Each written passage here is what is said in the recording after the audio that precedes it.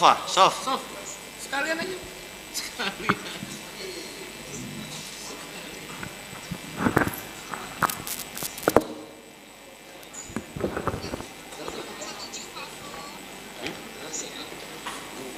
Kuliah. Multitasking.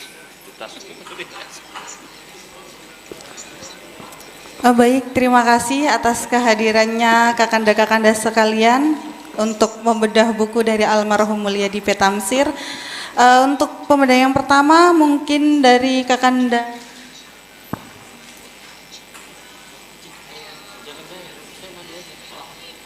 Aku dulu aja. Aku. Oh iya.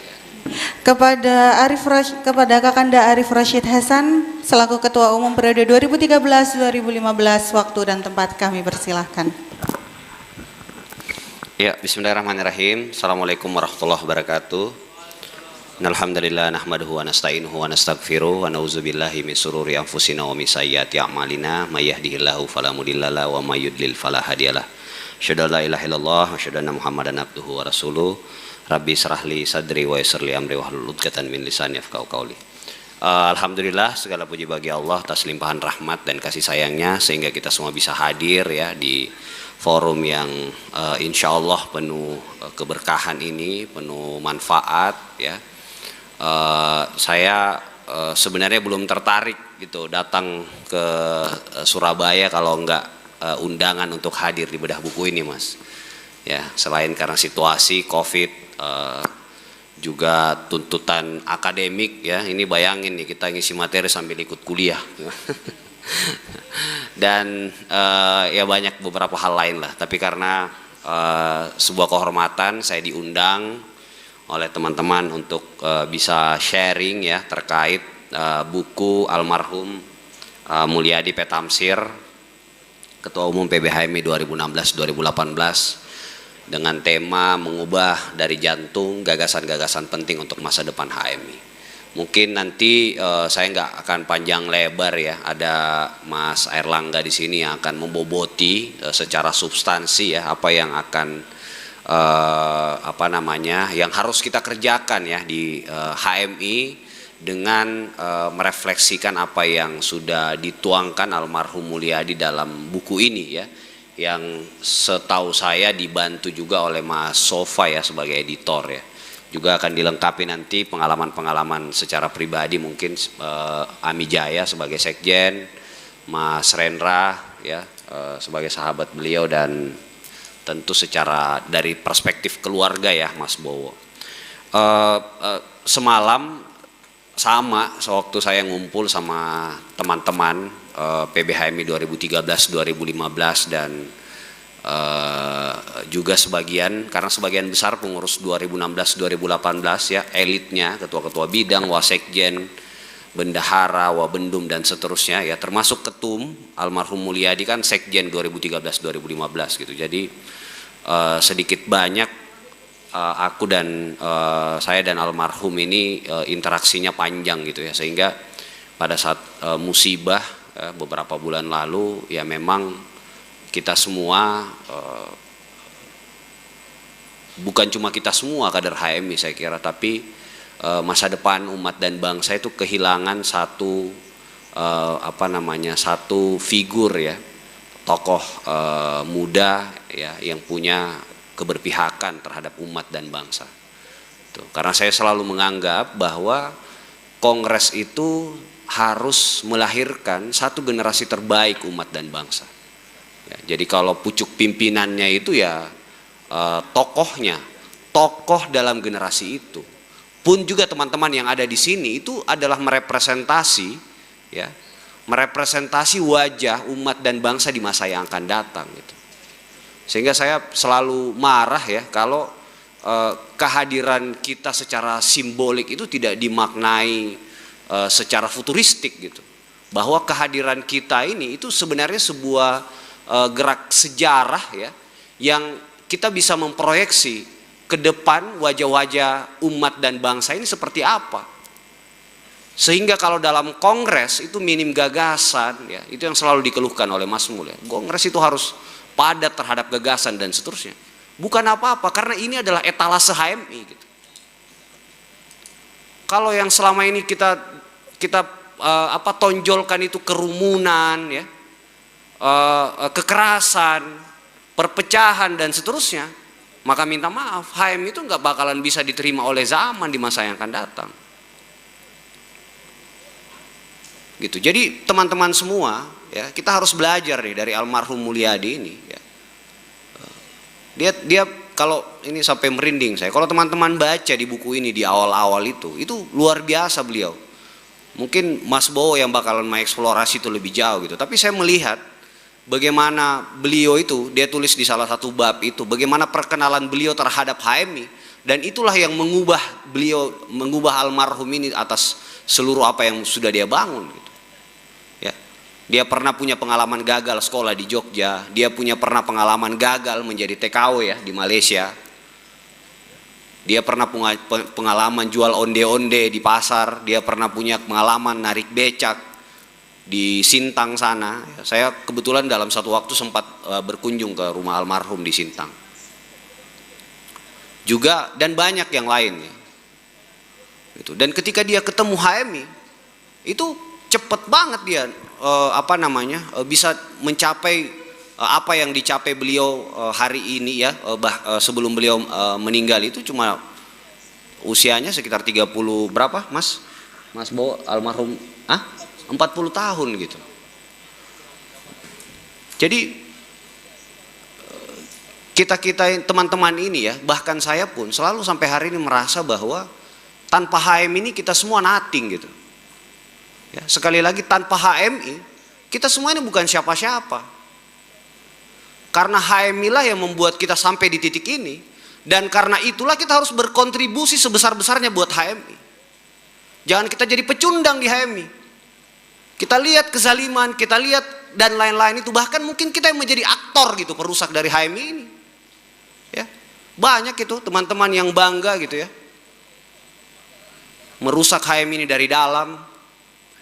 Ya, mempertontonkan kebodohannya dan seterusnya.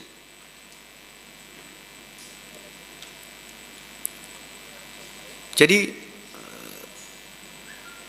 karena kita sampai di titik ini karena HMI, nggak ada yang bisa kita lakukan selain mencintai HMI dan memberi HMI ini setulus-tulusnya, memberi HMI ini yang terbaik gitu.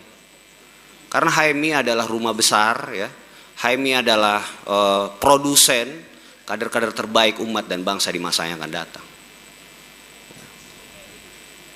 Jadi boleh kita masuk dari beragam latar belakang dan seterusnya, tapi ketika kita sudah masuk di HMI, maka tujuan kita satu, terbinanya insan akademis, pencipta, pengabdi yang bernafaskan Islam dan bertanggung jawab atas terwujudnya masyarakat adil makmur yang diridhoi Allah Subhanahu wa taala. Kalau ada orang datang ke HMI dan tujuannya bukan itu, maka dia itu benalu.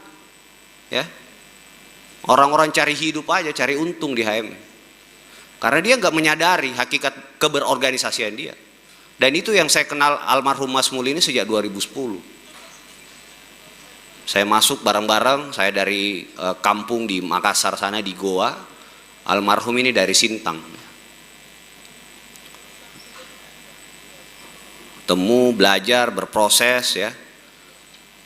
Kita membangun komitmen waktu itu. Alhamdulillah saya jadi ketua umum, ditakdirkan walaupun usia saya 5 tahun lebih muda dari beliau, tapi beliau sangat profesional, beliau sangat menghargai saya sebagai ketua umum, dan begitupun saya sangat menghargai beliau sebagai sekjen dan sebagai kakak saya. Dia yang banyak mempertontonkan, dia yang banyak membimbing saya sampai hari ini gitu.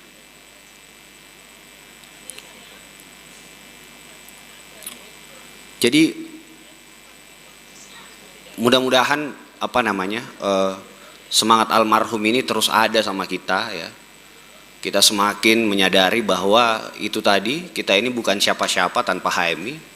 Karena itulah kita harus memberi HMI yang terbaik. Dalam surah Muhammad ayat 7 itu kan jelas ya, siapa yang menolong agama Allah, Allah yang tolong kalian, kita ini.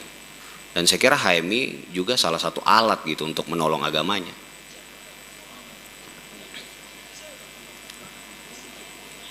Juga almarhum ini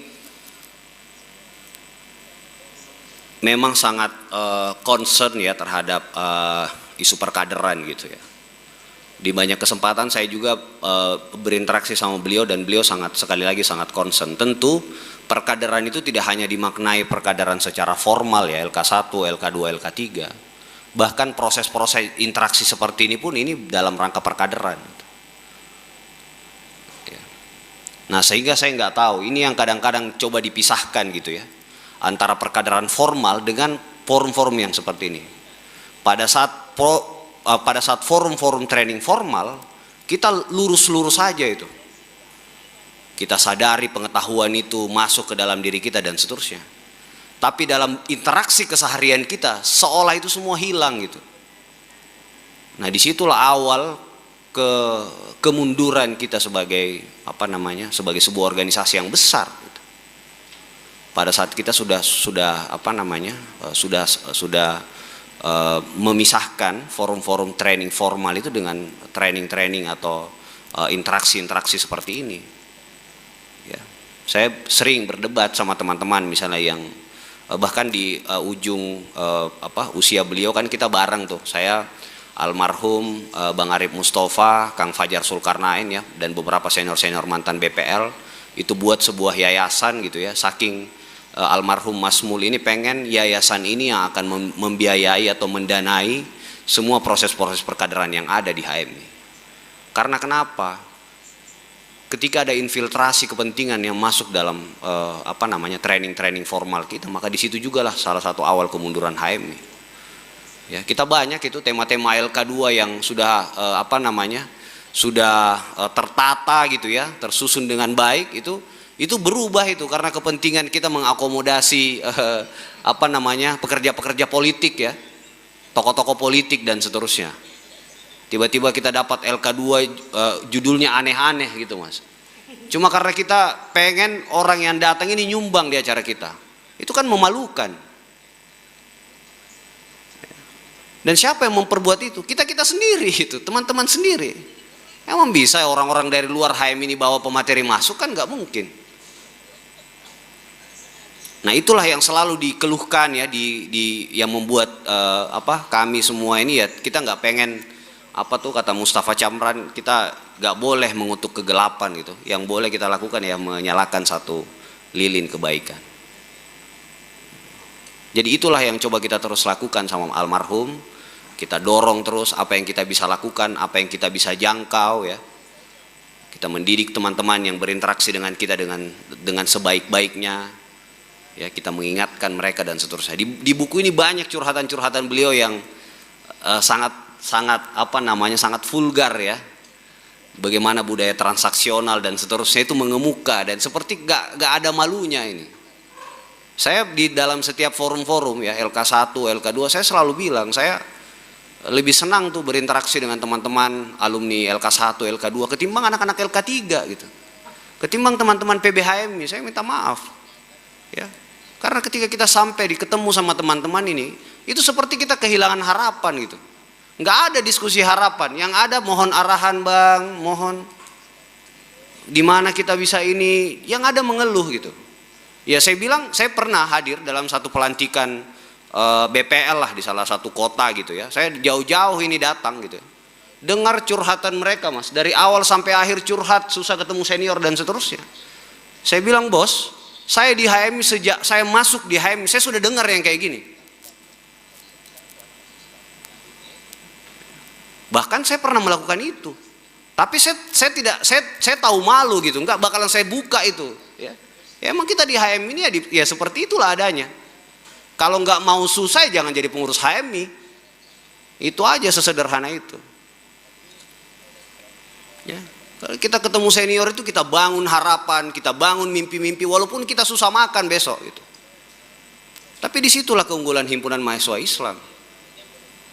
Dia selalu merawat harapan itu, ya. Setiap maperca kan foto-foto poster senior-senior itu bertebaran itu kan. JK lah, Anies lah, segala macam. Walaupun kadang-kadang itu ada negatifnya juga ya. Seolah-olah dengan masuk HMI sudah langsung jadi Pak JK, Pak Anies gitu kan. Padahal dia nggak tahu orang ini sampai ke situ berdarah-darah juga gitu. Ya, saya cerita ini ya ya karena saya mengalami juga proses-proses yang panjang itu. Mungkin karena kebanyakan makan mie instan ya, jadi pendek gitu. Tapi itu ya, saya kira tugas kita semua menjaga himpunan mahasiswa Islam ini, karena HMI ini adalah rumah ya umat dan bangsa. Dia produsen terbaik, saya kira. Saya meyakini HMI ini adalah organisasi mahasiswa terbaik ya. Saya punya pengalaman keliling ke 300 sekian kabupaten kota. Saya berkeliling juga, diundang ke Palestina, ke nyebrang ke Israel, saya pernah ke Afrika Selatan dan lain-lain lah, ke Eropa, ke Amerika dan seterusnya. Dan saya kira HMI ini bukan cuma organisasi mahasiswa Islam tertua dan terbesar di Indonesia, tapi dia adalah organisasi mahasiswa Islam tertua dan terbesar di dunia. Jadi syarat untuk kita besar di HMI itu sederhana. Kita harus ikut besarkan HMI ini dengan penuh kesungguhan dan keikhlasan. Ya. Kalau sedikit-sedikit teman-teman berkontribusi terus langsung pengen dapat kickback, itu pemain proyek. Apa itu? Apa namanya, Mas? Yang cari proyek terus dia nggak kerjain proyeknya, dikasih orang lain lagi. Maklar, broker ya. Ya itu begitulah. Kalau cepat-cepat mau dapat ya, buat seperti ini, saya dapat apa? Itu broker itu. Ya, bukan kader HMI. Ya. Jadi dari almarhum Mulyadi ini kita banyak dapat pembelajaran ya, bahwa dengan segala macam dinamika kehidupan yang beliau tempuh, ketika beliau masuk HMI dan menemukan itu, dia ketemu sebuah cahaya gitu ya, dan cahaya itu yang mengantarkan beliau sampai di pengabdian tertinggi beliau lah. Ya, kita doakan beliau husnul khatimah, mudah-mudahan kita bisa meneladani apa yang sudah dilakukan oleh beliau. Al-Fatihah. Bismillahirrahmanirrahim. Alhamdulillahirabbil alamin. Terima kasih. Billahi taufiq wal hidayah. Assalamualaikum warahmatullahi wabarakatuh.